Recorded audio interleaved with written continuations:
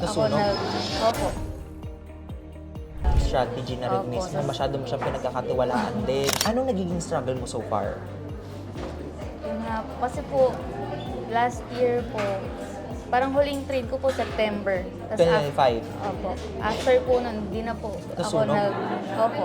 Pero yung nasunog ko po na yun, parang yun po yung kinita ko. Parang balik ano na lang din. Opo. Kaso sayang, no? Na Opo. sana na-take home mo na yung profit. Opo. Yun po. Kasi po pag, siguro po nagiging masyado po ang confident po dun sa... Strategy na rin Opo, mismo, sa- masyado mo siyang pinagkakatiwalaan din. Actually, Opo. may tatlong edge kasi ang market, di ba? We have market psychology, market strategy, and then risk management. Ito talaga ang three trading edges ng isang trader. Yung trading strategy is the least. Pangalawa dito, risk management. Tapos yung on top of that, parang sa daliri ko na to, si market psychology ang pinakamataas. Si strategy kasi, katulad nga ng sinasabi ko, kahit pumindot ako ng buy or sell dyan, ng kahit nakapikit, pwede akong kumita. Yes. Parang yung ginagamit kasi natin na to, halimbawa we have the IDM, inducement, change of structure, lahat to.